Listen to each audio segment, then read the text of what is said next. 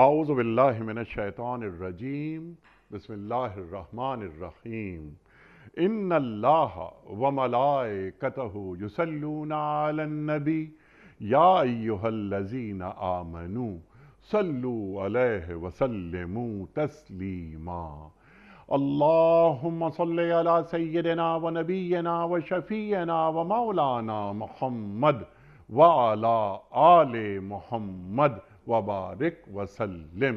محترم خواتین و حضرات، السلام علیکم۔ پیام صبح کے ساتھ ایک بار پھر حاضر میں ہوں آپ کا میزبان انیق احمد۔ خواتین و حضرات، قرآن کریم کے مختلف آیات پر گفتگو فرماتے ہیں روزانہ ہمارے ملک کے جید علماء، اور قرآن کریم سے ہمیں قریب کرتے ہیں۔ قرآن کریم کے کیا معنی ہیں، ان آیات کے کیا مفاہیم ہیں، آج سے کیسے یہ آیات جڑتی ہیں، ہم اپنے علماء کے ہمیشہ شکر گزار رہتے ہیں کہ وہ تشریف لاتے ہیں اور علوم قرآن ہم تک منتقل کرتے ہیں۔ قرآن ہمیں زندہ رہنا سکھاتا ہے، باوقار انداز میں زندہ رہنا سکھاتا ہے اور سیدھی راہ دکھاتا ہے، ہمیں عروج دیتا ہے۔ خواتین و حضرات، مختلف آیات، منتخب آیات، ان پر گفتگو ہوتی ہے۔ آج ہم سورہ نحل کی آیات 120، 121 اور 122 پر بات کروائیں گے اپنے عہد کے ایک جید عالم دین سے، ایک جید مفسر قرآن سے۔ خواتین و حضرات، ابراہیم علیہ السلام کی بات ہو رہی ہے۔ اللہ تعالیٰ ابراہیم علیہ السلام کو، جو کہ تنہا ہیں، پوری امت قرار دے رہا ہے۔ ابراہیم علیہ السلام کون ہیں، یہ بھی ہم سوال رکھیں گے۔ ابو الانبیاء، اللہ اکبر، اللہ اکبر۔ بیت اللہ شریف کی دیواریں آپ بلند کر رہے ہیں اور آپ کے ساتھ آپ کے صاحبزادے حضرت اسماعیل علیہ السلام، ربنا تقبل منا، اللہ اکبر، اللہ اکبر۔ اے اللہ، چھوٹی سی یہ کوشش ہے ہماری، یہ اپنی بارگاہ میں قبول فرما لے، اللہ اکبر۔ تو ابراہیم علیہ السلام پہ کچھ بات کروائیں گے۔ اللہ تعالیٰ ابراہیم علیہ السلام کی کون کون سی صفات بیان فرما رہا ہے۔ انی جاعلک للناس امامہ پہ بات کروائیں گے، اور وقال من ذریتی، جب امامت کی بات ہو رہی ہے کہ وہ میری اولاد، قال لا ینال عہد الظالمین، اللہ اکبر۔ دیکھیے، ظالموں سے میرا کوئی عہد نہیں، اللہ تعالیٰ فرما رہا ہے۔ وہ مشرک نہیں تھے، اللہ کی نعمتوں کا شکر ادا کرنے والے تھے، اللہ نے ان کو منتخب کیا، سیدھا راستہ دکھایا۔ اللہ تعالیٰ فرما رہا ہے، اور دنیا میں ان کو بھلائی دی، اور آخرت میں وہ صالحین میں ہوں گے۔ حسنات دنیا میں، آخرت میں صالحین۔ اب ایک سوال ہم یہ بھی رکھیں گے کہ حضرت ابراہیم علیہ السلام کیا مقام، اور انبیاء میں ایک بلند مقام اور مرتبے کے حامل، نبی کا مقام کتنا بلند ہوتا ہے۔ انبیاء، صدیق، شہداء، صالحین، یہ قرآن کریم درجات بیان کرتا ہے جو ہم نے اپنے معزز علماء سے سیکھا۔ خواتین و حضرات، ابراہیم علیہ السلام یہاں صالحین میں سے ہوں گے، اللہ فرما رہا ہے۔ تو ایک نبی کو تو ایک بڑا مقام حاصل ہو چکا ہے، وہ صالحین میں اللہ کیوں رکھ رہا ہے؟ یہ بھی ایک نکتہ، یہ بھی سیکھیں گے ہم محترم علامہ سید رضی جعفر صاحب قبلہ سے۔ خواتین و حضرات، علامہ رضی جعفر صاحب کون آپ سے واقف نہیں، ہمارے ملک کا ممتاز، محبوب اور مقبول نام۔ کبھی ایسا نہیں ہوا کہ علامہ صاحب تشریف لائے ہوں اور ہم نے آپ سے نہ سیکھا ہو۔ خواتین و حضرات، علامہ صاحب کو خوش آمدید کہتے ہوئے پروگرام کا آغاز اللہ تعالیٰ کے بابرکت نام سے، سورہ نحل اور آیات 120، 121 اور 122۔ اعوذ باللہ من الشیطان الرجیم، بسم اللہ الرحمن الرحیم۔ ان ابراہیم کان امۃ قانتا للہ حنیفا وَلَمْ يَكُ مِنَ الْمُشْرِكِينَ شَاكِرًا لِأَنْعُمِهِ اجتباہ وہداہ الی صراط مستقیم وآتیناہ فی الدنیا حسنہ وَإِنَّهُ فِي الْآخِرَةِ لَمِنَ الصَّالِحِينَ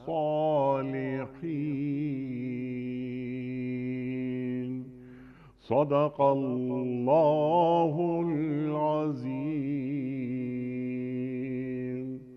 واقعہ یہ ہے کہ ابراہیم علیہ السلام اپنی ذات سے ایک پوری امت تھے، اللہ کے مطیع فرمان اور یکسو، وہ کبھی مشرک نہ تھے، اللہ کی نعمتوں کا شکر ادا کرنے والے تھے۔ اللہ نے ان کو منتخب کر لیا اور سیدھا راستہ دکھایا، دنیا میں ان کو بھلائی دی اور آخرت میں وہ یقیناً صالحین میں سے ہوں گے۔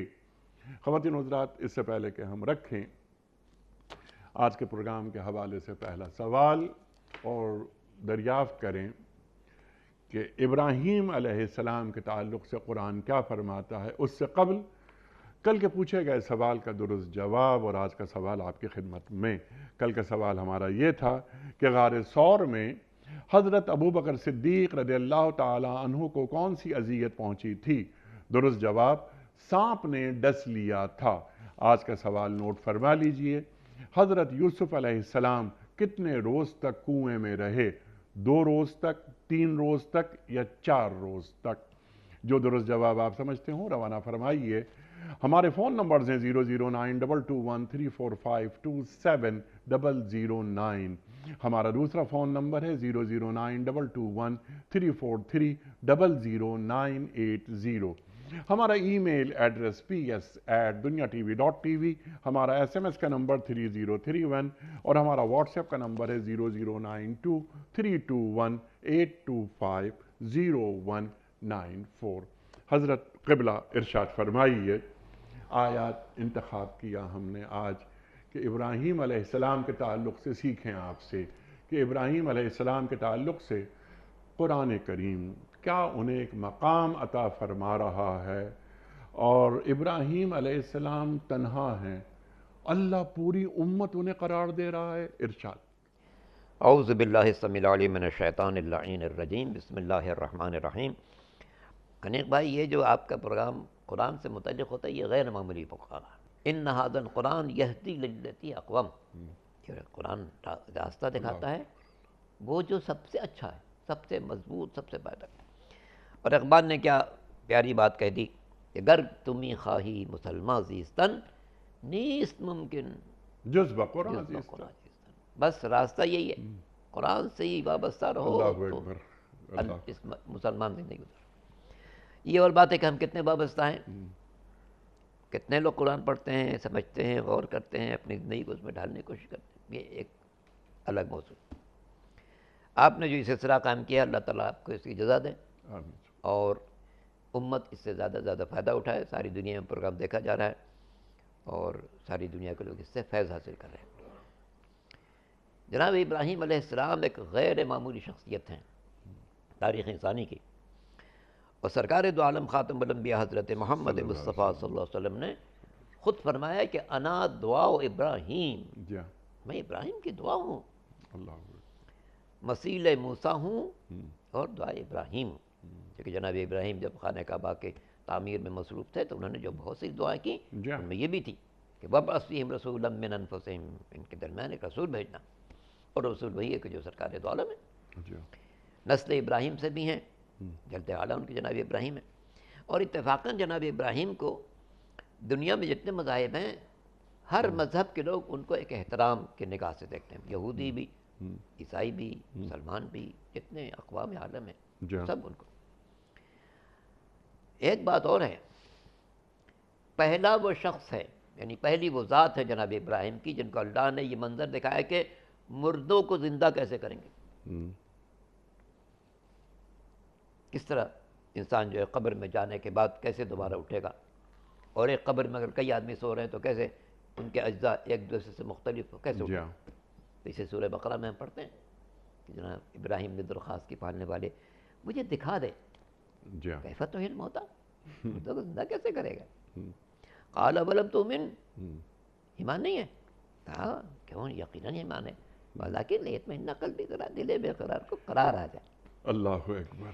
ایک بالکل میں کبھی مثالاً عرض کرتا ہوں کہ جس طرح ہم پاکستان میں بیٹھے ہوئے اچھی طرح جانتے ہیں کہ مکے میں ایک گھر ہے خانہ کعبہ جو اللہ کا گھر ہے، یقین ہے ہر مسلمان کو یقین ہے، مگر جا کر جو کیفیت ہوتی ہے وہ کچھ اور ہوتی ہے۔ وہاں کہیں یہاں میں یہاں آیا ہوں، تو جناب ابراہیم کو یقین تھا، مگر چاہتے یہ منظر اپنی آنکھوں سے خود دیکھیں، کیونکہ ان کے بعض احادیث میں ہم پڑھتے ہیں کہ جناب ابراہیم کو یہ بتایا گیا تھا، جی یا فرشتے نے بتایا، کس نے بتایا تھا کہ جو اللہ کا دوست ہوگا اللہ کو اسے منظر دکھائے گا۔ سبحان اللہ سبحان اللہ۔ تو سوچا اچھا میں دیکھوں، میں یہ پوچھوں اللہ سے کہ مجھے دکھائے گا تاکہ مجھے پتا چلے کہ میں وہ دوست ہوں۔ تو اس دوستی کے تلاش میں کہ میں واقعی اللہ کا دوست ہوں، یہ درخواست کر لی، اور قدرت نے یہ جواب دیا، جو اگرچہ جناب ابراہیم کو جواب دیا، لیکن وہ قیامت تک بنی نوع انسان کے لیے اس میں سمجھنے کے بہت راستے ہیں، بہت راستے ہیں۔ ارشاد ہو کہ 4 پرندے لے لو مختلف، جی ہاں، نام ان کے تفاصر مختلف ہیں، کبوتر، فاختہ، مینا، کوا مثلا، اور بھی نام ہو سکتے ہیں۔ ان کو ذبح کرو، جی ہاں، ذبح کر کے چونچ اپنے پاس رکھو، اور ان کے گوشت اور ہڈی کو ہاون دستے میں کوٹ دو تاکہ سب مکس ہو جائے، کچھ نہ پتہ چلے کہ کس کا کون سا جز ہو سکتا ہے۔ ثم اجعل علی کل جبل منہن جزءا، یہ جتنی پہاڑیاں ہیں جب سب پر تھوڑا تھوڑا سے رکھ دو، اللہ اکبر اللہ۔ رکھ دیا، اب فسرہن، آواز دو۔ اب جناب ابراہیم ایک چونچ اٹھاتے ہیں مثلا کوا کی، کوا تو آ جا، اب اس کے ذرات جہاں جہاں ہیں اڑ کر آ رہے ہیں، اس چونچ کے ساتھ مل رہے ہیں، پھر جو پر ہے وہ بھی جڑ گیا، پھر یہ پرواز کر گیا، پھر مینا کو پکارا، ایک ایک پرندے کو پکارتے رہے، وہ آتا رہا۔ سبحان اللہ۔ اس سے یہ بات بھی واضح ہوتی ہے جس طرح جناب ابراہیم کے بلانے پر ان پرندوں کے ذرات جہاں جہاں تھے وہاں سے آئے اور چونچ کے ساتھ جڑ گئے۔ سبحان اللہ۔ سورہ اسرافیل کے بعد انسانوں کی قبروں میں جہاں جہاں ذرات ہوں گے سب جڑ جائیں گے، اکٹھے ہو جائیں گے، انسان پھر سامنے آ جائے گا۔ اللہ اکبر۔ بہت سے لوگ سے جناب بعض قبرستان بہت پرانے ہیں، ان میں ایک مردہ دفن تھا، پھر دوسرا بھی دفن ہو گیا، کیسے نکلیں گے؟ اس کا بھی جواب اسی موجود ہے کہ جس طریقے سے مختلف پرندوں کے گوشت اور ہڈی کو ہاون دستے میں کوٹا گیا تھا اور ان کو پہاڑوں پر رکھا گیا تھا، مگر جب جناب ابراہیم نے جس کو پکارا وہی آیا، جس پرندے کو آواز دی اسی کا اجزاء ہے، کوا کو آواز دی کوا کے اجزاء ہے، مینا کو آواز دی مینا کے اجزاء ہے، فاختے کو آواز دی فاختے کا اجزاء ہے۔ اسی طرح جس طرح سے جناب اسرافیل جب سور پھونکیں گے تو جس کو قبر سے اٹھانا مقصود ہوگا وہی آئے گا۔ اور اس کی مثال، دوسری مثال جناب عیسیٰ علیہ السلام کے زمانے میں جو علم ہوتا وہ مردوں کو زندہ کرتے تھے، قبرستان میں پہنچے، پکارا کسی مردے کو، اٹھ کے کھڑا ہو گیا وہ۔ تو انسانوں کو یہ بات سمجھانے کے لیے اس کا آغاز جناب ابراہیم سے ہوا ہے اور پہنچا ہے جناب عیسیٰ تک کہ کس طریقے سے زمین میں جو انسان عرصہ دراز سے سو رہا ہے اس کو اٹھا کر پیش کیا جا سکتا ہے۔ پہلی شخصیت وہ ہیں جنہیں قدرت نے یہ منظر دکھایا، ٹھیک، اور پہلی شخصیت ہیں جنہیں اللہ نے امامت کا عہدہ دیا ہے۔ سبحان اللہ۔ ان کے پہلے انبیاء بہت ہیں، حضرت آدم سے لے کے ابراہیم علیہ السلام تک کتنے انبیاء ہیں۔ جناب نوح کے بعد ارشاد ہوتا ہے کہ ہم نے رسولنا تترا، ہم نے مسلسل رسول بھیجے، اور امت کی بدنصیبی ہے کہ جو رسول آئے اس کی تکذیب ضرور کی گئی، جھٹایا ضرور گیا، اذیت ضرور دی گئی۔ اچھا، اس امامت کے رتبے پر فائز کرنے سے قبل اللہ تعالیٰ فرما رہا ہے قرآن امتحان لیا، امتحان، اور ہر آزمائش میں ابراہیم علیہ السلام کامیاب و کیا کامران۔ امتحان نہیں دیا انہوں نے، کیا اللہ امتحان نہیں دیا، اکبر، بیٹے کو ذبح کرنے کے امتحان۔ اللہ اکبر۔ ابھی جو عید الاضحیٰ آنے والی ہے وہ اسی کی تو یادگار ہے، خواب میں دیکھتے ہیں یہ منظر کے، اور بیٹے سے تذکرہ کرتے یا بنی انی ارا فی المنام انی اذبحک، میں خواب میں دیکھیں تمہیں ذبح کر رہا ہوں۔ کتنا باکمال باپ ہے اور کتنا باکمال بیٹا ہے۔ بیٹے کہ بابا افعل ما تؤمر، جو حکم دیا انجام دیں، ستجد انشاءاللہ من الصابرین، آپ یہ ثابت پائیں گے۔ صبح اچھا صابر پائیں گے یا صابرین میں سے پائیں گے؟ صابرین میں سے پائیں گے، صابرین میں سے پائیں گے، نہیں انشاءاللہ من الصابرین، سبحان اللہ، صابرین میں سے پائیں گے۔ اور پھر جناب ابراہیم لے کے چلے مینا میں پہنچ گئے، اللہ اکبر، زمین پر لٹا بھی دیا، لیکن باپ ہے، آنکھوں پر پٹی سے بیٹھتی ہے، ہاتھ میں چھری، جی ادھر قدرت نے جبریل سے کہا کہ فوراً ایک دمبا لے کر جاؤ۔ سبحان اللہ، جناب جبریل دمبا لے کر آئے اور ایسی تیز رفتاری سے اسماعیل کو ہٹایا اور جمبے کو لٹایا کہ جب جناب ابراہیم نے چھری چلائی تو ان کو پتہ نہیں تھا کہ اس وقت دمبا سو رہا ہے یا اسماعیل سو رہا ہے۔ اللہ اکبر، اپنے طور پر تو انہوں نے یہی کیا کہ گردن پر ہاتھ ہے اور چھری چلا رہے ہیں۔ یہ ایک غیر معمولی امتحان تھا انسانی زندگی میں۔ اللہ اکبر، بیٹا بھی کون، انتہائی خوبصورت بیٹا، باپ کے ساتھ خانہ کعبہ میں کی تعمیر میں حصہ لینے والا بیٹا، بڑھاپے کی اولاد، بڑھاپے کی اولاد بیٹا، بڑی تمناؤں کے بعد ملنے والا بیٹا، 92 سال کی عمر تھی جب وہ جناب اسماعیل پیدا ہوئے، مگر یہ اللہ پر اتنا اعتماد۔ اور پھر دوسری منزل ہم دیکھتے ہیں کہ جب ان کو آگ میں ڈالا جاتا ہے، آگ میں ڈالا جاتا ہے تو فرشتہ آتا ہے، ابراہیم میں اتنی ہوا چلا دوں گی آگ اڑ جائے؟ کہا نہیں۔ اچھا اتنا پانی برسا دوں کہ یہ سب بجھ جائے؟ کہا نہیں۔ کوئی حاجت؟ کہا نہیں، تم سے کوئی حاجت نہیں، جس سے حاجت ہے وہ جانتا ہے۔ حسبنا اللہ، ونعم الوکیل، نعم المولا نعم النصیر۔ ادھر یہ دل کی ترجمانی، ادھر قدرت کے ساتھ رہا، یا نار کونی بردن وسلاما علی ابراہیم، ابراہیم اے آگ تو ٹھنڈی ہو جا، کیونکہ پورا نظام تو قدرت کا ہے، اسی نے آگ میں حرارت پیدا کی ہے۔ جب اس نے حکم دیا کہ نہیں اب اس وقت حرارت نہیں چاہیے، تو وہی حرارت برودت میں تبدیل ہو گئی، ٹھنڈی ہو گئی، اور سلامتی بھی بن جا، سبحان اللہ، یعنی ایسی اتنی ٹھنڈی نہ ہو جائے کہ ان کو تکلیف پہنچے، جی ٹھنڈی ہو مگر اتنی ٹھنڈی نہ ہو کہ تکلیف پہنچے، کیونکہ برف میں بھی انسان کو ٹھنڈک بہت ہے لیکن بہت تکلیف دہ ہے۔ تو جناب ابراہیم ایک غیر معمولی ہے، اور یہ جو بات ہم قرآن میں کئی جگہ پڑھتے ہیں کہ وہ ایک امت تھے، جی ہاں، کیونکہ انہوں نے اپنی زندگی میں اتنے کام کیے ہیں کہ ایک فرد کا کام نہیں ہوتا، اچھا، پوری قوم جتنے کام کرتی ہے، عراق میں ہیں، وہاں بندگان خدا کو راہ ہدایت پر لا رہے ہیں، مناظرے کر رہے ہیں، سورج پرستوں سے مناظرہ، چاند پرستوں سے مناظرہ، ستارہ پرستوں سے مناظرہ۔ اچھا یہ ستارہ چمک رہا ہے، اوہو یہ معبود ہے، تھوڑی دیر میں گم گیا، نہیں یہ نہیں ہو سکتا، تو جا رہا ہے۔ پھر چاند، اچھا یہ تو بہت چمکدار ہے، اچھا خاصا سائز کا ہے اور بہت چمکدار ہے، اچھا یہ معبود ہے، تھوڑی دیر میں وہ بھی چھپ گیا، یہ چھپنے والے معبود ہیں۔ پھر سورج آ گیا، او یہ تو بہت بڑا ہے، سب سے بڑا ہے، اللہ اکبر، بہت بڑا ہے، چمک رہا ہے، نہیں یہ تو غروب ہونے والے کو میں پسند ہی نہیں کرتا ہوں۔ تو یہ مناظرے بھی ان کے ہیں، جی ہاں، اور جس کی بنا پر ان کو پھر آگ میں ڈالا گیا، لیکن ظاہر ہے کہ ان کے اس اقدام نے دلوں میں ہلچل تو ضرور پیدا کی۔ چنانچہ جب یہ لوگ پکڑ کے لائے ہیں جناب ابراہیم کو، جب انہوں نے دیکھا کہ ہمارے بتوں کے ساتھ یہ سارے کے سارے توڑ پھوڑ کر دیے گئے، جب یہ کس نے کیا ہوگا؟ اچھا ایک جوان کو ہم نے سنا ہے کہ وہ ان کا تذکرہ ہمیشہ کیا کرتا تھا، اس کا نام ابراہیم ہے، اچھا لاؤ اس کو لائے، پوچھا بھئی تم نے کیا؟ نہیں وہ آپ نے کیا یہ تھا کہ ایک ہتھوڑا جیسے توڑا تھا ایک بت کے گلے میں ڈال دیا، میں اسے پوچھ لو، میں اس سے کیا پوچھے، کوئی بات کرے گا؟ اچھا جو بات بھی نہیں کر سکتا، اپنے کو بچا بھی نہیں سکتا، اس کو اللہ مانتے ہو؟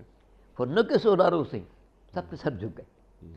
اس سے اندازہ کیا ہوتا ہے کہ اگرچہ وہ اپنے بتوں سے محبت کرتے تھے، مگر جناب ابراہیم کا استدلال اتنا مضبوط تھا کہ سب کے سر جھک گئے، اور واقعی غور کرنا شروع کیا کہ ہاں یہ بات تو صحیح ہے۔ انہوں نے خود اقرار کیا کہ تم خود بھی جانتے ہو کہ بولتے نہیں ہیں، وہ کچھ کر نہیں سکتے، تو پھر فرمایا کہ اچھا جو کچھ بول نہیں سکتا، کچھ کر نہیں سکتا، اپنے کو بچا نہیں سکتا، اس سے کو تم عبادت کرتے ہو، اس کی عبادت کرتے ہو۔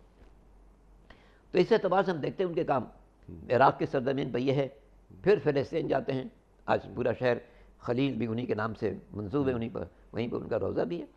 پھر مکے کی آبادی، مکہ آباد ہے تو جناب ابراہیم اسماعیل کی بنا پر آباد ہے۔ کیسا وقت ہوگا جب جناب ابراہیم اپنے شیرخوار کو اس کی ماں کے ساتھ ایک ریت پر بٹھا کے جا رہے ہیں، کچھ بھی نہیں تھا اس وقت، ریت اور چاروں طرف سیاہ پہاڑیاں، جی ہاں، ایک چھوٹا سا خیمہ نما کوئی جگہ بنا دی، 4 لکڑیاں گاڑ کے چادر ڈال دی اور کہا تم لوگ یہیں جاؤ. ہیں کیسی باکمال وہ خاتون ہے جناب حاجرہ. کیا پوچھتی ہیں اچھا آپ ہمیں یہاں بٹھا کے جا رہے ہیں؟ یہ تو کچھ بھی نہیں ہے نا، نہ انسان نہ حیوان نہ درخت نہ پودا نہ سبزہ، ایک چیز نہیں ہے جی سوا ریت اور سیاہ پہاڑیاں. آپ یہاں چھوڑ کے جا رہے ہیں؟ فرمایا ہاں حکم خدا یہ ہے. اب اس بی بی کی عظمت دیکھیں. اس نے کہا اچھا اگر اللہ کا حکم یہی ہے تو ہمارے اسی میں ہماری بہتری ہوگی. سبحان اللہ سبحان اللہ. رات کا وقت آیا ہوگا، سناٹا تاریکی، کیا کیفیت ہو سکتی اس خاتون کی. اللہ اکبر. مگر اندازہ ہوتا ہے کہ اللہ نے جس خاتون کو نبی کی ماں بنایا ہے اس کے دل میں کتنی طاقت رکھی ہے کہ وہ ہولناک سناٹے کو برداشت کر رہی ہے، بھوک برداشت کر رہی ہے، پیاس برداشت کر رہی ہے. اور پھر اللہ نے اہتمام کر دیا کہ جن 7 پہاڑیوں کے درمیان، جن 2 پہاڑیوں کے درمیان 7 مرتبہ آئی اور گئی، اللہ نے قیامت تک کے لیے ہر اس انسان پر جو خانہ کعبہ پر جائے ان 2 پہاڑیوں کے درمیان آنا اور جانا فرض قرار دے دیا، جن 2 پہاڑیوں کے درمیان جناب حاجرہ اپنے بچے کے لیے آ رہی تھی اور جا رہی تھی. سبحان اللہ. یہ عورت کا عمل ہے لیکن مرد بھی اسے ادا کرنے کے پابند ہیں قیامت تک کے لیے. سبحان اللہ سبحان اللہ. اپنی ذات میں امت. اور کیا اچھی بات آپ نے فرمائی کہ جتنے کام انہوں نے سر انجام دیے وہ بقدر امت. اللہ اکبر. اچھا تنہا ہیں، اللہ اکبر، تنہا امت قرار دیے جا رہے ہیں. اور امت کیا بلکہ امت ساز بھی ہیں اور قانتہ. اچھا آپ قانتہ، مطیع، فرما بردار، اس پر بھی ہم آپ سے بات کروائیں گے. لیکن ایک اور پہلو بھی شاید یہ ہے، میں چاہتا ہوں کہ آپ سے بات کروائیں کہ تمام زمانہ کفر میں مبتلا اور واحد توحید پرست، واحد توحید جس گھر میں ہے وہاں بھی مصیبت ہے. وہ چچا یا نانا جو بھی تھا جی آذر، جی بہرحال وہ بڑا خاندان کا وہی تھا. جی جس طرح سرکار دو عالم کے والد ان کے دنیا سے آنے سے پہلے چلے گئے تھے، جناب ابراہیم کے والد بھی ان کے بچپن ہی میں دنیا سے رخصت ہو گئے تھے. تو خاندان کا ایک بزرگ تھا، ان کی چکر ابراہیم علیہ السلام کے والد کا نام تو تاریخ میں موجود ہے تارخ تھا، لیکن یہ ان کا چچا یا کوئی بزرگ تھا. یہ بزرگ ان کو مجبور کرتا تھا. بت پرست بھی تھا، بت تراش بھی تھا، اور حکم دیتا تھا کہ لے جاؤ ان کو بیچ کے لے آؤ، یہ بت میں نے بنایا ہے، جاؤ ان کو بیچ کے لے آؤ. جناب ابراہیم مجبور تھے بھائی کیا کرے، بچہ ہے، بزرگ ہے، لے کے جاتے تھے، دریا کنارے بٹھا دیتے تھے. ٹھیک. ان کا منہ دریا میں ڈالتے تھے، پانی پی لو. تو بیچارے کہاں سے پیتے، پھر ان کو تھپڑ مارتے تھے، تھپڑ مارتے تھے، پھر واپس گھر آئے. چچا جان اس کو تو کسی نے خریدا نہیں ہے، سب کا نہیں، بیکار چیز ہے. تو اس دن سے جھگڑا گھر میں شروع ہوا. جناب ابراہیم علیہ السلام نے ہر ممکن کوشش کی کہ یہ چچا راستے پر آ جائے. ٹھیک. مگر ظاہر ہے کہ جس طرح یہ مثال بھی پیغمبر کے ہمیں ملتی ہے کہ جس طرح پیغمبر نے پوری کوشش کی ابو لہب قابو میں آ جائے مگر نہیں ہوا. آخر قرآن نے کہا تبت یادا ابی لہب. واحد ذات ہے جس کو قرآن نے ان لفظوں میں یاد کیا ہے، وہ پیغمبر کا سگا چچا ہے. اور بعض لوگوں نے عجیب بات کی ہے کہ پیغمبر کی پیدائش میں اس نے انتہائی مسرت کا اظہار بھی کیا تھا، مگر اس کے بعد عالم یہ ہے کہ سب سے زیادہ مخالفت بھی وہی کرتا تھا. تو یہ دونوں، یہ بات بھی مشترک ہے جناب ابراہیم اور پیغمبر کے درمیان، حضور اکرم کے درمیان کے ان کا بھی چچا صلی اللہ علیہ وسلم بت پرست، ان کا بھی ایک چچا بت پرست. تو جناب ابراہیم کو کئی مقابلے کرنے پڑے. میں بچپن سے اس چچا کی سختیاں برداشت کرنا، جوان ہوئے تب تبلیغ دین شروع کی، معاشرے کے لوگوں کی مخالفت کا سامنا کرنا پڑا، چاند پرستوں کا، سورج پرستوں کا، ستارہ پرستوں کا. پھر انہیں موقع پا کے بدھوں کو تہس نہس کر دیا تو گرفتار بھی ہو گئے، پکڑ کے آگ میں ڈال دیے گئے. آگ اتنی زیادہ کہ آسمان تک چھوٹے بلند ہو رہے تھے، ممکن نہیں تھا کہ یوں پھینک سکتے. منجنیق لے آئے، منجنیق نے رکھا اور سب نے مل کے کسی طرح سے ان کو پھینکا. وہاں پر کیفیت بیان کی جاتی ہے کہ اتنے شعلے تھے کہ زمین و آسمان کی طرف کے درمیان صرف شعلے ہی شعلے نظر آ رہے تھے. مگر جیسا کہ ایک حدیث میں ہم پڑھتے ہیں کہ انبیاء کو اللہ نے وہ طاقت دی ہے کہ تزول الجبال ولا یزول، پہاڑ اپنی جگہ سے ہل سکتا ہے، اللہ کا نبی اپنی جگہ سے ہل نہیں سکتا ہے۔ یہ کمالی استقامت ہے، پوری قوم کی مخالفت مول لے کر اور بتوں کو تہس نہس کر رہے ہیں، اللہ اکبر۔ اور پھر اس کے بعد گرفتار بھی ہوتے ہیں، مطمئن ہے کوئی بات نہیں ہے، وہاں پہ تبلیغ دین کی کر رہے ہیں اور سب کو متوجہ کر رہے ہیں کہ تم لوگ کیا کر رہے ہو، یہ تمہاری یہ اس قابل ہے کہ ان کی پوجا کی جائے۔ پھر آگ میں ڈالے جاتے ہیں، آگ میں بھی جانے کے بعد بالکل اطمینان ہے۔ پھر جب آذر ان کو انتہائی اذیت دیتا ہے اور کہا نہیں تم نکل جاؤ یہاں سے، ٹھیک ہے، پھر وہاں سے نکلتے ہیں اور فلسطین کے سرزمین پر قبلہ اول کو آباد کرنے والے جناب ابراہیم ہی کہا ہے، اگرچہ بعد میں وہ جناب سلیمان کے دور میں زیادہ اس کی تعمیرات ہوئیں، مگر بنیاد تو جناب ابراہیم نے رکھی۔ اور پھر یہ تیسرا مکہ مکرمہ آج آباد ہے تو صرف جناب ابراہیم علیہ السلام کی بنا پر، جنہوں نے اس شہر کا انتخاب کیا اور کیا کہا، رب انی اسکنت من ذریتی بواد غیر ذی زرع، پالنے والے میں اپنی اولاد کو ایسی جگہ رکھ رہا ہوں جہاں پر کوئی زراعت بھی نہیں ہے مگر قدرت، فاجعل افئدۃ من الناس تہوی الیہم، تو لوگوں کے دلوں کو ان کی طرف مائل کر دے۔ یہ اولاد کی محبت ہی تو ہے، تو اولاد کی محبت کے لیے اگر اللہ سے درخواست کی جائے تو اس میں کوئی قباحت نہیں ہے، تو لوگوں کے دل کو مائل کر دے۔ وارزقہم من الثمرات، اللہ ان کو پھلوں سے رزق عطا فرما۔ جس زمین پر گھاس نہیں تھی ٹھیک ہے، اس زمین پر آپ دنیا کے کسی علاقے کے کوئی پھل چاہیں تو ہر وقت دستیاب، اور یہ جسمانی رزق بھی اور روحانی رزق بھی۔ روحانی رزق جانے کے بعد انسان کی عجیب کیفیت ہو جاتی ہے، یعنی وہ ایک بدلہ وہ انسان نظر آتا ہے، اس کے اخلاق میں، کردار میں، گفتگو میں، شائستگی میں، بندگان خدا سے ملاقات میں ایک روحانیت آ جاتی ہے جو ثمر ہے جناب ابراہیم علیہ السلام کا۔ پھر اللہ ایک حکم دیتا ہے، اذن فی الناس بالحج، لوگوں کے درمیان حج کا اعلان کیجئے۔ کہاں کون لوگ ہیں، ابھی تو شہر آباد بھی نہیں ہوا، اعلان کیا کریں؟ جناب ابراہیم نے کہا پالنے والے میری آواز کہاں پہنچے گی، یہ تو کوئی دور دور آبادی نہیں ہے۔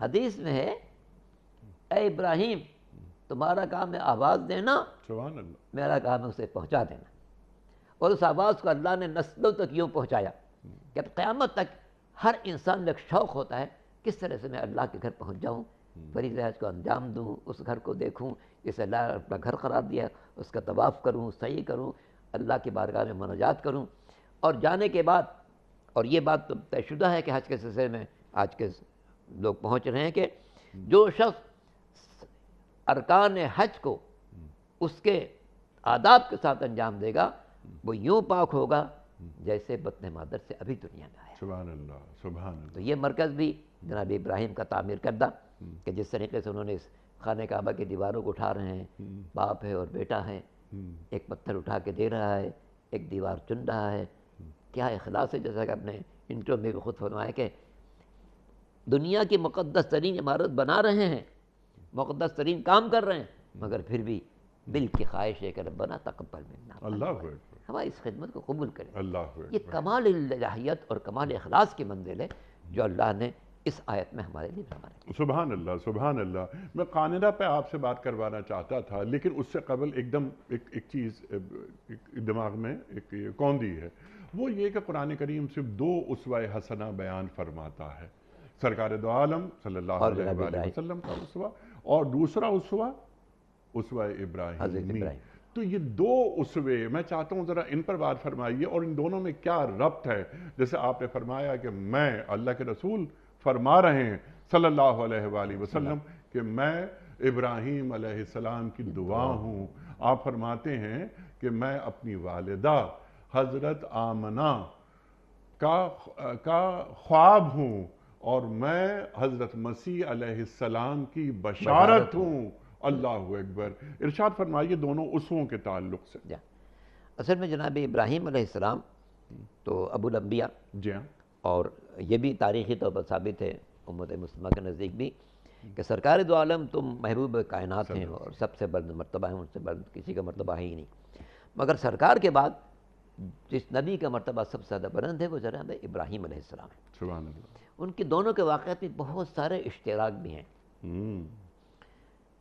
مثلا جناب ابراہیم علیہ السلام نے بھی قدرت سے درخواست کی تھی کہ رب ارنی، اللہ والے مجھے دکھا، ایک منظر دیکھنا چاہتا، اور قدرت نے پیغمبر اسلام کو پوری کائنات دکھانے کے لیے خود عرش پر بلایا. سبحان اللہ سبحان اللہ. اسی کو ہمارے ایک بزرگ استاد جیسے تھے وہ کہا کرتے تھے کہ دونوں کی منزل میں چونکہ فرق ہے، وہ خلیل ہیں اور یہ حبیب ہیں. وہ خلیل ہیں، یہ حبیب ہیں. اس لیے انہوں نے تو خواہش کی تھی کہ ہمیں دکھا دے، اور قدرت نے جناب سرکار دو عالم کو خود بلایا کہ اپنی کائنات کو دکھاؤں. اللہ یہ ایسے ہی تھا جیسے کوئی شخص ایک بہت حسین عمارت بنائے اور اس کی خواہش کو جو میرا خاص دوست ہو اس کو لا کر میں دکھاؤں. تو وہ اپنے دوست کو دعوت بھی دیتا ہے، پھر دعوت دینے کے ساتھ سواری بھی بھیجتا ہے، اور سواری کے ساتھ ساتھ اپنا نمائندہ بھی بھیجتا ہے. چنانچہ پیغمبر کو عرش پر بلانے کے لیے براق جیسے سواری بھیجی گئی، جبریل جیسا نمائندہ بھیجا گیا، تاکہ کمال احترام کے ساتھ لائے لنریہ من آیاتنا، کہ ہم اپنی کائنات دکھاتے اس کو. تو ساری کائنات کا مشاہدہ سرکار دو عالم نے کیا ہے. مردوں کو زندہ کرنے کا مشاہدہ جناب ابراہیم علیہ السلام نے کیا ہے. جس قسم کی سختیاں جناب ابراہیم کو برداشت کرنی پڑیں اپنے چچا کے ہاتھوں، آزر کے ہاتھوں، اسی قسم کی سختیاں برداشت کرنی پڑی سرکار دو عالم کو اپنے چچا ابو لہب کے ساتھ. عجیب بات لکھی ہے بعض مورخین نے کہ جب سرکار دو عالم صلی اللہ علیہ وسلم کسی کے سامنے قرآنی آیات، اپنے اخلاق حسنات، تشریحات پیش کر کے تھوڑا مائل کر لیتے تھے کہ دین کی طرف آنے کے لیے، تو یہ چچا پہنچ جاتا تھا اور جا کہتا تھا ارے تمہیں پتہ یہ میرا بھتیجا ہے؟ ہاں جانتے ہیں بھتیجا. آج کل اس پر جنات آ گیا ہے، یہ تم سے باتیں کر رہا ہے، یہ اس پر آصیب ہے، اس کی بات مت سننا، ہم لوگ خود پریشان ہیں اس کے آصیب سے، اس کی پریشانی سے. اس طرح وہ شخص جس پر بے انتہا محنت کی جا چکی تھی، اسلام کے قریب آ چکا تھا، وہ منصرف ہو جاتا. ہاں بھائی یہ تو چچا تو باپ کی جگہ ہوتا ہے، تو کہہ رہا ہے کہ ان پر نعوذ باللہ آصیب ہے، منحرف ہو جاتا تھا. بیگم اس کی سگی چچی مگر کیا کرتی تھی، چونکہ گھر متصل تھا، یہ بولا کہ گھر ہے، یہ حضور کیا کرتا، جنگل سے لکڑیاں لا کے جو خاردار ہوتی تھی وہ پیغمبر کے گھر کے دروازے پر ڈال دی تھی، تاکہ جب صبح نکلیں ان خاردار جھاڑی میں الجھ جائیں، ان کا پیر زخمی ہو جائے. تو یہ امتحان جس طرح جناب ابراہیم کو امتحان دینا پڑا کہ آزر کی وجہ سے گھر چھوڑنا پڑا، اسی طرح جناب سرکار دو عالم کو اپنے چچا ابو لہب کے ذریعے امتحان کی منزل سے گزرنا پڑا کہ وہ ان کی تبلیغ میں انتہا سے زیادہ رکاوٹ ڈالتا تھا. اس لیے آپ دیکھیں قرآن میں کسی شخص کا نام لے کے برا بھلا نہیں کہا گیا سوائے ابو لہب کا، چونکہ قریبی رشتہ دار ہیں، باپ کی جگہ ہوتا ہے، چچا کا کوئی باپ سمجھتے ہیں. تو سب سے اچھا یہ چچا کہہ رہا ہے تو اس کا مطلب ہی کہ تو بات گڑبڑ ہے، بات گڑبڑ ہے، اب پھر منحرف ہو جاتے تھے. تو سرکار دو عالم کی ذات کو تکلیف پہنچنا الگ ہے، ان کے مشن کو تکلیف پہنچائی تھی کہ جو دین کی طرف آنے والا تھا اس کو ہٹا دیتے تھے. کیونکہ سرکار دو عالم کے لیے جسم پر اذیت کوئی بات نہیں تھی، بلکہ ایک انسان جو راہ راست پر آ رہا تھا اس کو بھٹکا دینا یہ بڑی اذیت تھی. تو اس طریقے سے ہم دیکھتے ہیں تو جناب ابراہیم کو بھی اپنا وطن عراق چھوڑنا پڑا ان حالات کی بنا پر جو وہاں پیدا ہوئے. سرکار دو عالم کو بھی اپنا وطن چھوڑنا پڑا ان حالات کی بنا پر جو وہاں مکے میں پیدا کر دیے گئے. جناب ابراہیم علیہ السلام کو بھی اپنے بیٹے کی قربانی دینی پڑی. سرکار دو عالم کو بھی اللہ نے کئی بیٹے دیے مگر ہر بیٹا واپس لے لیا. اور ایک آخری بیٹے کے لیے تو عجیب بات میں نے پڑھی، آخری بیٹا ان کو ملا مدینے میں جناب ماریہ قبطیہ کے ذریعے سے، ابراہیم نام، انتہائی حسین بچہ، انتہائی حسین بچہ. پیغمبر اسلام ایک روز ایک زانو پر ابراہیم کو بٹھائے ہوئے تھے، ایک زانو پر امام حسین کو بٹھائے ہوئے تھے، دونوں چھوٹے تھے ابھی، کبھی اس کو پیار کرتے کبھی اس کو پیار کرتے. فرشتہ آیا، دیکھا اللہ کے رسول آپ کو یہ دونوں بیٹے بہت عزیز ہیں. ہاں بہت عزیز ہیں، بہت پیار کرتے ہیں. جی بہت بات کرتے ہیں. اللہ ایک کو واپس مانگ رہا ہے، آپ کی مرضی ہے آپ کس کو واپس کریں. ایک دفعہ اپنے بیٹے کو دیکھا، پھر حسین کو دیکھا، کہا نہیں حسین کو واپس نہیں کر سکتا، بیٹے کو لے جاؤ. چنانچہ چند روز کے اندر ابراہیم دنیا سے چلے گئے. ہم اسے یوں کہہ سکتے ہیں کہ پیغمبر نے اپنے بیٹے کو حسین پر قربان کیا تو 61 ہجری میں حسین نے اپنے پورے گھرانے کو پیغمبر میں قربان کر دیا سبحان اللہ. تاکہ دین مصطفیٰ واقعی رہ جائے. اس لیے عاشور کے دن جب امام اور وقت آخر نکلے ہیں اور ہر طرف تلواریں تھیں تو امام نے تلواروں کو مخاطب کر کے کہا تھا ان کان دین محمد لم یستقم الا بقتلی یا سیوف خذینی. اگر دین مصطفیٰ کی بقا اس بات پر منحصر ہے کہ میرا سر کٹ جائے تلواروں آؤ حسین کا گلا حاضر ہے. تو اولاد کی قربانی میں بھی جناب ابراہیم اور جناب پیغمبر ایک ساتھ نظر آتے ہیں. ان کو بھی اپنے بیٹے کی قربانی ان کو بھی اپنے بیٹے کی قربانی دینی پڑی اور ان کو بھی اپنا شہر چھوڑنا پڑا ان کو بھی اپنا شہر چھوڑنا پڑا ان کو بھی اپنے چچا سے اذیت کا سامنا کرنا پڑا ان کو بھی اپنے چچا سے اذیت کا سامنا کرنا پڑا. تو اس طرح بے شمار تمثیلات ہیں جن میں دونوں ایک منظر پر نظر آتے ہیں.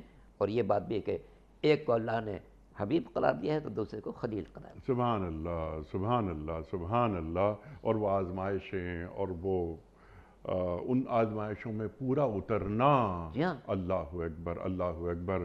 سرکار دو عالم صلی اللہ علیہ وآلہ وسلم کا فرمان ہے وہ ام المومنین حضرت عائشہ صدیقہ رضی اللہ تعالیٰ عنہا سے مخاطبت کرتے ہوئے آپ فرماتے ہیں کہ اے عائشہ جتنی اذیتیں مجھے پہنچائی گئیں اتنی کسی نبی کو نہیں پہنچائی گئیں. بے شک. اللہ اکبر. لیکن تمام آزمائشیں کس لیے؟ اپنا رخ سیدھا رکھنا. اور یہ بھی اپنا رخ سیدھا رکھنا. پھر ابراہیم یاد آتے ہیں ابراہیم علیہ السلام کہ انی وجہت وجہی للذی فطر السماوات والارض حنیفا. اللہ اکبر. یہ بھی ابراہیم ہمیں سکھا رہے ہیں صلی اللہ علیہ وآلہ وسلم. ابراہیم علیہ السلام ہی ہمیں سکھا رہے ہیں کہ ان صلاتی ونسکی ومماتی للہ رب العالمین.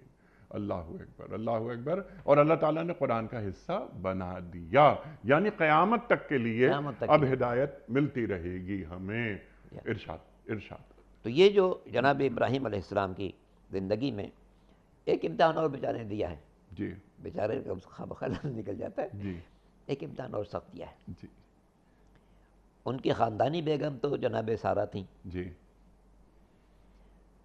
اور جناب ہاجرہ جو تھیں وہ خاندانی نہیں تھیں. جی. اور مرتبے میں بہت کم تھیں. مگر سارہ اولاد سے محروم اور جناب ہاجرہ صاحب اولاد بن گئی. جی. تو اب گھر میں جھگڑا. جناب سارہ کو یہ برداشت نہیں تھا کہ یہ تو معمولی خاندان کی خاتون ہے یہ ماں بن گئی اور میں اتنے عظیم خاندان کی ہوں ماں نہیں بنی.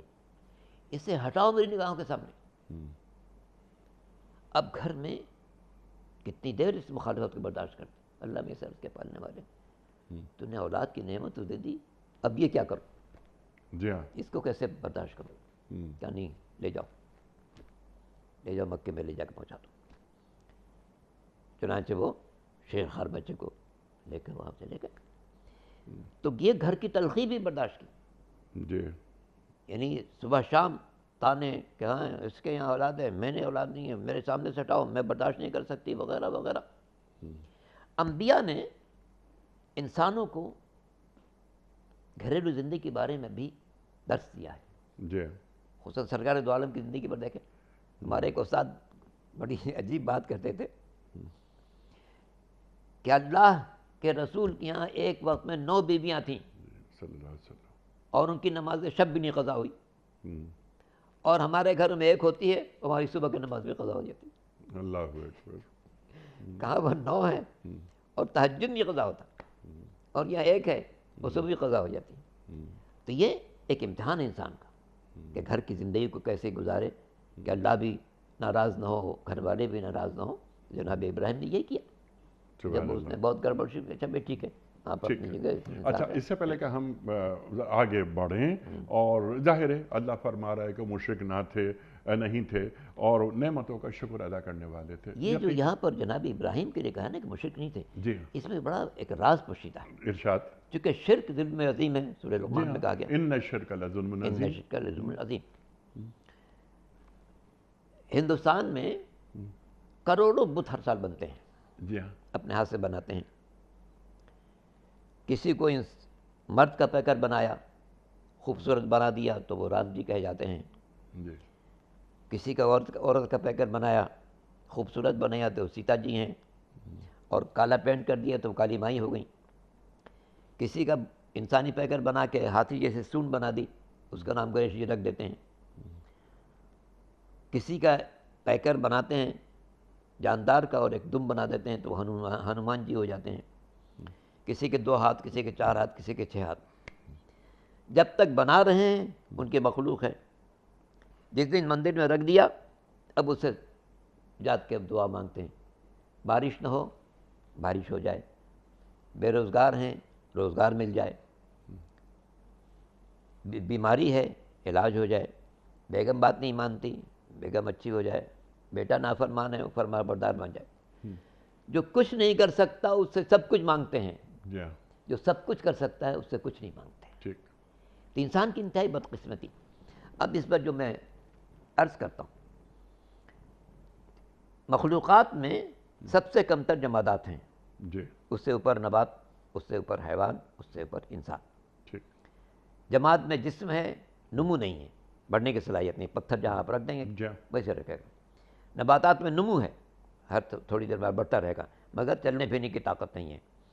حیوانات میں جمادات جیسا جسم بھی ہے، نباتات جیسے نمو بھی ہے اور چلنے پھرنے کی طاقت بھی ہے، مگر قوت عقل نہیں ہے. انسان اس میں جمادات کی طرح جسم بھی ہے، نباتات کی طرح بڑھنے کی صلاحیت بھی ہے، حیوانات کے چلنے پھرنے کی قوت بھی ہے، اور ایک قوت عقل ہے جو سب سے ماورا ہے. اس قوت عقل کا مرکز اللہ نے سر میں رکھا ہے. انسان اپنی بدقسمتی کی بنا پر، وہ انسان جو اشرف المخلوقات ہے، اپنے جسم کے بھی اشرف ترین حصے کو پسترین مخلوق جمادات کے آگے جھکاتا ہے. سبحان اللہ. تو نہ صرف یہ کہ وہ خالق کے حکم کی نافرمانی کرتا ہے بلکہ اپنی انسانیت کی تذلیل کرتا ہے. یہ انسانیت کی تذلیل اتنی جرم ہے نگاہ قدرت میں کہ اس نے کہا یہ نہ شرک ظلم عظیم، اس لیے کہ ہم نے لقد کرمنا بنی آدم، سبحان اللہ. ہم نے بنی نوع انسان کو معزز بنایا تھا، اتنا معزز کہ فرشتوں سے سجدہ کرایا. کسی انسان سے کسی فرشتے کو سجدہ نہیں کرایا، مگر پہلے انسان کو سارے فرشتوں سے سجدہ کرایا. اور یہ سجدہ اس قدر ضروری تھا کہ جس نے آج سجدہ کیا اس کے ماضی کے سجدے قبول، اور جس نے آج تک سے انحراف کیا اسے مذہب سے نکال دیا گیا. تو یہ انسانیت کی اتنی بڑی تذلیل ہے کہ جو اشرف المخلوقات ہے وہ اپنے جسم کے اشرف ترین حصے کو جھکاتا ہے. کہاں جھکاتا ہے؟ پسترین مخلوق جمادات کی طرف. سبحان اللہ سبحان اللہ سبحان اللہ. اب یہ جو جناب ابراہیم کے لیے کہ ضمن میں کہا گیا وہ یہ بھی سمجھانا مقصود ہے. دیکھو شرک اتنی سنگین نوعیت کی بات ہے کہ ہم نے جناب ابراہیم کے سلسلے میں اس کو وصف قرار دیا ہے کہ وہ شرک کرنے والے میں نہیں تھے. سبحان اللہ سبحان اللہ سبحان اللہ. اور انی جاعل فی الارض خلیفہ، اشرف المخلوقات سجدہ کسے کر رہا ہے؟ اپنے مقام کو تو پہچانو. ہمسایہ جبریل امی بندہ خاکی جو اقبال فرما رہے ہیں. ابراہیم علیہ السلام نعمتوں پر شکر ادا کرنے والے تھے. اللہ اکبر. تلاش میں رہتے تھے کوئی مہمان مل جائے. جی سبحان اللہ. تنہا کھانا نہیں کھاتے تھے، گھر سے باہر کھڑے ہو جاتے تھے. کوئی مل جائے. جی ہاں. تو نعمتوں کا شکر، تو شکر گزاری ہم سیکھ رہے ہیں ابراہیم علیہ السلام سے. تو اللہ تعالیٰ قرآن کریم میں بیان کر رہا ہے. تو نعمت جو بھی ملی اس پر شکر ادا کیا اپنے رب کا. ہم کیا سیکھ رہے ہیں؟ اللہ اکبر. بڑی منزل سخت ہے جناب. جب ہم لوگ مواخذہ کرتے ہیں، انبیاء کے حالات پڑھتے ہیں اور اپنے کو سوچتے ہیں تو بہت شرم آتی ہے کہ ہم لوگ کیسے انسان ہیں، کیسے انسان ہیں. اللہ کی نہ جانے کتنی نعمتوں کو استعمال کرتے ہیں، شکر کی توفیق نہیں ہوتی، جبکہ اس کا وعدہ ہے لئن شکرتم لازیدنکم. اللہ اکبر. اور پھر شکایت ہے اور تنبیہ ہے وَلَئِن كَفَرْتُمْ ان عذابی لشدید. اور یہاں پر لشدید جناب لام لگا دیا گیا. جی تاکید انتہائی شدید. پھر میرا عذاب بھی بہت شدید ہوگا اگر تم نے کفران نعمت کیا. اور شکر نعمت کیا تو بڑھاتا رہوں گا نعمتوں. خوب اضافہ کریں. اللہ اکبر اللہ اکبر. علامہ صاحب پروگرام کا آخری وقت ارشاد فرما دیجئے. یہاں اللہ فرما رہا ہے کہ ہم نے ان کو دنیا میں بھلائی دے دی، ہاں یعنی حسنات، اور پھر آخرت میں وہ یقیناً صالحین میں سے ہوں گے. اللہ اکبر. میں نے انٹرو میں ایک چھوٹی سی ایک بات رکھنے کی کوشش کی تھی کہ انبیاء، صدیق، شہداء، صالحین جو آپ حضرات سے ہم نے سیکھا جی جی قرآن کریم کی تشریحات کے ذیل میں، جی جی تو صالحین تو سب سے نچلا مقام ہے نا، انبیاء سب سے اوپر ہوتے ہیں جیسا کہ قرآن بیان فرماتا ہے، تو اللہ ایک نبی کو صالحین میں رکھ رہا ہے، اس میں کیا نکتہ ہے؟ اصل میں بات یہ ہے کہ جناب ابراہیم کو جیسا کہ کہا کہ دنیا میں بھی ان کو ہم نے جی عزت دی ہے جی ہاں کہ جتنے مذاہب ہیں دنیا میں وہ جناب ابراہیم کا احترام لازمی ہے. یہودی ہیں تو احترام کریں گے، عیسائی ہیں تو احترام کریں گے، صابی ہیں تو احترام کریں گے، مجوسی ہیں تو احترام کریں گے. مسلمانوں کے لیے تو ظاہر ہے کہ ان کی ذات سب سے جی ہاں بلند ہے، اس لیے کہ قدرت نے پیغمبر سے کہا ہے کہ فَاتَّبِعْ مِلَّتَ ابراہیم حنیفا، جی ہاں ابراہیم حنیف کی ملت پر تم بھی رہنا. جی ہاں اس سے بعض لوگ غلط فہمی بھی ایجاد کرتے ہیں کہ جناب ابراہیم کا مرتبہ شاید پیغمبر سے بلند ہے، لیکن ایسا نہیں ہے، بلکہ جو اسوہ حسنہ جی ہاں جناب ابراہیم طے کر کے گئے تھے وہی امت مسلمہ کو عطا کیا گیا ہے. جی ہاں اس لیے کہ ہمارا نام بھی انہیں نے رکھا ہے، هو الذی سماکم المسلمین، جی ہاں جیسا کہ سورہ حج میں پڑھتے ہیں کہ تمہارا نام مسلمان انہیں نے رکھا ہے. خود انہوں نے اپنے لیے دعا یہی کی تھی، ربنا وجعلنا مسلمین لک، جی ہاں پڑھنے والے ہم دونوں کو اپنا مسلمان بنا، جی ہاں وَمِن ذُرِّيَّتِنَا أُمَّةً مُسْلِمَةً، اور ہماری اولاد میں بھی امت مسلمہ کا رکھنا. اب یہ بات آتی ہے صالحین کی، انبیاء، شہداء، صدیقین، صالحین.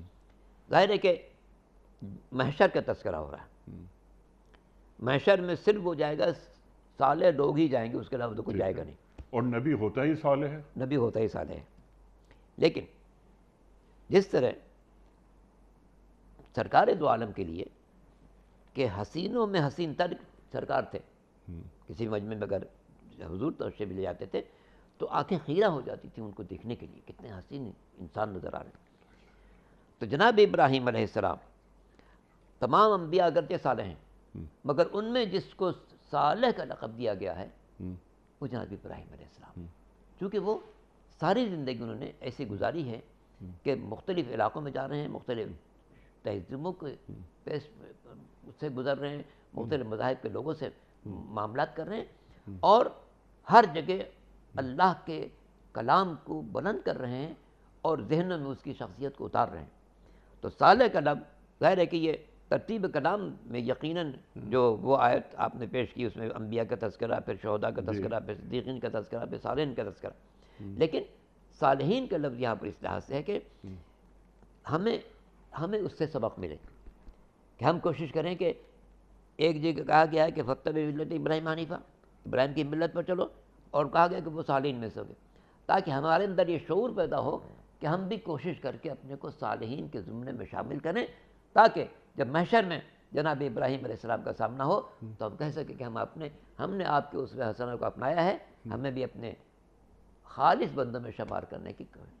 سبحان اللہ سبحان اللہ. اب چھوٹا سا سوال میرا آپ کی خدمت میں، جی آپ نے فرمایا پھر ابراہیم علیہ السلام کے ذیل میں صالحین میں یوسف علیہ السلام دعا مانگ رہے ہیں کہ انت ولی فی الدنیا والآخرہ توفنی مسلما، وَاجْعَلْنِی مِنَ الصَّالِحِینَ، وہاں بھی صالحین. صالحین میں سے قرار دے مجھے. یہاں جناب ابراہیم جناب یوسف دعا مانگ رہے ہیں کہ صالحین میں سے بنا، جی اور وہاں قدرت جناب ابراہیم کی ہونے کہ وہ صالحین میں سے ہیں. تو دونوں میں فرق ہوا، دونوں میں. وہ تمنا کر رہے ہیں جی یا اعلان ہو رہا ہے. سبحان اللہ سبحان اللہ سبحان اللہ سبحان اللہ. وہاں دعا ہے، اللہ ہوئے تمنا ہے، تو یہ ایک خواہش ہے، یہاں اور یہاں ابراہیم علیہ السلام کا اللہ تعالیٰ اس اعلان منصب ہے، پر فائز کر رہا فائز کر ہے رہا ہے. اور اپنی ضمانت دے رہا ہے. سبحان اللہ اکبر اللہ اکبر. علامہ صاحب میں آپ کا بڑا ممنون، بڑا شکر گزار، آپ تشریف لائے. خواتین و حضرات، ہمارے علماء اللہ انہیں سلامت رکھے تشریف لاتے ہیں، قرآن کریم سے ہمیں قریب کر دیتے ہیں. بہت ساری باتیں مزید ہو سکتی ہیں لیکن وقت مکمل ہوا. انشاءاللہ پھر کسی اور محفل میں ہم علامہ صاحب سے پھر سیکھیں گے. کوئز. کل کا سوال ہمارا یہ تھا کہ غار ثور میں حضرت ابوبکر صدیق رضی اللہ تعالی عنہ کو کون سی اذیت پہنچی تھی؟ درست جواب، سانپ نے ڈس لیا تھا. آج کا سوال نوٹ فرما لیجئے. حضرت یوسف علیہ السلام کتنے روز تک کنویں میں رہے؟ 2 روز تک، 3 روز تک یا 4 روز تک؟ جو درست جواب آپ سمجھتے ہوں روانہ فرمائیے. ہمارے فون نمبرز ہیں 0092213452709 हमारा दूसरा फ़ोन नंबर है 00921343000980। हमारा ईमेल एड्रेस ps@duniatv.tv। हमारा SMS का नंबर 3031 और हमारा व्हाट्सएप का नंबर है 00923218250194। वक्त है कुरानदाजी का। अल्लामा साहब एक पर्ची निकाल कर ऐलान फरमा दीजिए आज के विनर कौन हैं। ये बहुत ही तह से एक पर्ची बरामद हुई। जाफर हुसैन कहाँ से? फ्रॉम सियालकोट। जाफर हुसैन साहब सियालकोट से आपकी खिदमत में दुनिया टीवी की जानिब से दीनी कुतुब पर मुश्तमिल गिफ्ट हैम्पर आपके घर बजरिए कोरियर रवाना किया जा रहा है। आपको बहुत बहुत मुबारक हो। प्रोग्राम का इख्तिताम होता है रोज़ाना एक कौल पर, और वो कौल होता है साहिब नहजुल बलागा अमीरुल मोमिनीन हज़रत अली मुर्तज़ा करमल्लाहु वजहहू का। आप फरमाते हैं अक्लमंद की ज़बान उसके दिल के पीछे है और बेवकूफ़ का दिल उसकी ज़बान के पीछे। अल्लाहु अकबर, अल्लाहु अकबर। अक्लमंद की ज़बान उसके दिल के पीछे है और बेवकूफ़ का दिल उसकी ज़बान के पीछे। सुभान अल्लाह, सुभान अल्लाह। अपने मेज़बान अनीक अहमद को कल तक के लिए इजाज़त दीजिए। खुदा हाफ़िज़।